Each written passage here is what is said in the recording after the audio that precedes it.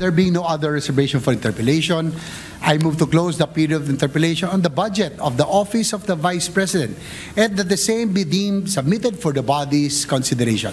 Any objection? Hearing none, the budget of the Office of the Vice President is hereby deemed submitted.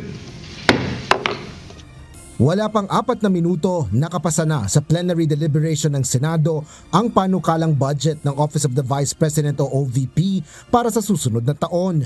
Umaabot ito ng 889 million pesos alinsunod sa nakalagay sa National Expenditure Program o NEP. Mas mataas ito ng nasa 145 million pesos o 21% mula sa 2025 General Appropriations Act o ang naaprobahang budget para sa kasalukuyang taon. Kasabay ng deliberasyon ng plenaryo, nagpahayag si Senador Robin Padilla ng pasasalamat na hindi binawasan ang budget ng OVP. Maraming salamat po at hindi po nagmula dito sa ating bulwagan ang pang-iipit sa ating pangalawang Pangulo. Muli po, maraming salamat. At pinatutunayan ko po ng napakalaki ng naitulong ng ating pangalawang Pangulo.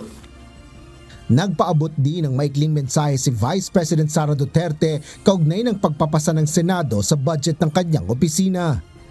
We'd like to thank the Senates of the Philippines for approving the OVP year 2026 budget. Samantala, nananatiling absent si Senador Ronald Bato de la Rosa hanggang sa huling araw ngayon ng plenary deliberation. Ito ay sa kabila ng nakatakda nitong pagdepensa sa panukalang budget ng Department of National Defense o DND at Philippine Drug Enforcement Agency o PDEA.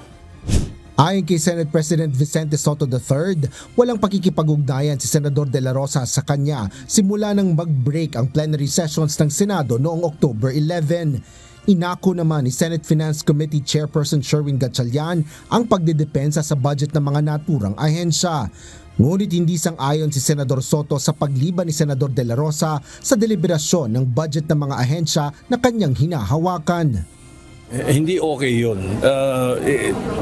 In the first place, dapat hindi mo hiniling na makuha mo yung mga chairmanship na yun kung hindi mo naman, kung kaya mo.